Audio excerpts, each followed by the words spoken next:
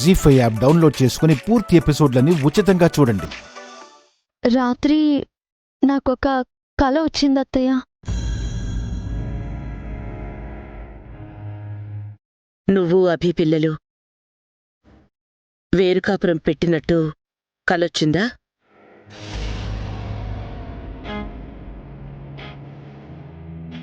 అయ్యో లేదత్తయ్య. ఒకసారి మీరు, పిన్ని, పావని అక్క, నేను, హారిక ఒక స్వామీజీ దగ్గరికి వెళ్ళాం కదా. అవును. ఆ స్వామీజీ రాత్రి నా కళ్ళలోకొచ్చి ఓ విషయం చెప్పారు.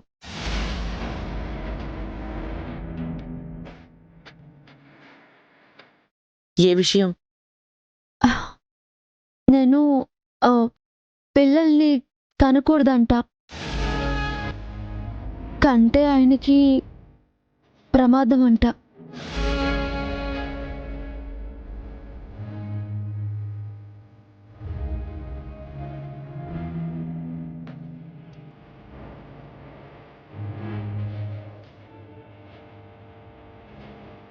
నా కడుపులో బిడ్డ పెరుగుతున్న కొద్దీ ఆయనకు ప్రమాదం పెరుగుతుందంట. బిడ్డని తేయించుకునేస్తే ఆయనకేం కాదంట. నిండు నూరేళ్ళు బ్రతుకుతారంట.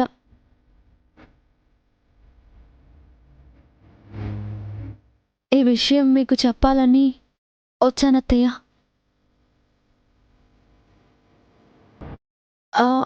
ఆయనకంటే నాకు బిడ్డ ఎక్కువ కాదు. బిడ్డ కోసం ఆయన్ని బలి చేయలేను. అలా అని ఆయన ఇష్టపడుతున్న బిడ్డని దూరం చేయలేను. ఏం చేయాలో తెలియక మీ దగ్గరకు వచ్చానత్తయ్య.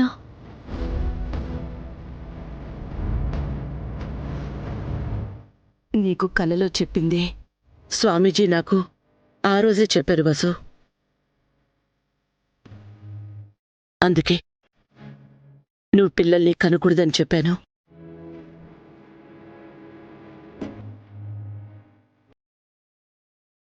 ఎందుకు కనకూడదో నీతో చెప్పలేక నాలో నేనే సతమతమయ్యాను.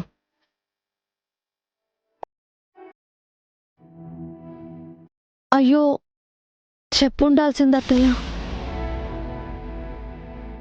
నేను మీ మాట కాదంటానా? కడుపులో పడ్డ బిడ్డను తీయించేసుకోమని ఎలా చెప్పను మీకు? నేను ఒక తల్లినే. ఇద్దరు బిడ్డల్ని మోసిన దాన్ని. పురిటి నొప్పులు, ప్రసవ వేదన పడిన దాన్ని. ఒక పసిగుడ్డుని చంపమని అంత కఠినంగా ఎలా చెప్పగలను?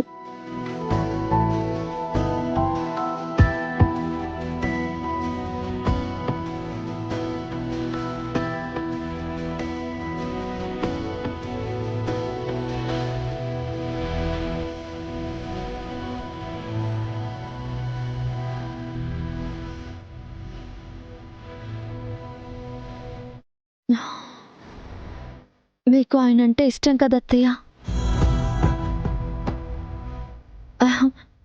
ఆయనకంటే నా బిడ్డ ఎక్కువ కాదు కదా. నీ బిడ్డ నీకు ఎక్కువ కాదా? ఆయనకంటే కాదత్తయ్య. ఆయన క్షేమంగా ఉండాలి. ఆయన కోసం నా బిడ్డనే కాదు, అవసరమైతే నా ప్రాణం కూడా ఇస్తాను. వసు,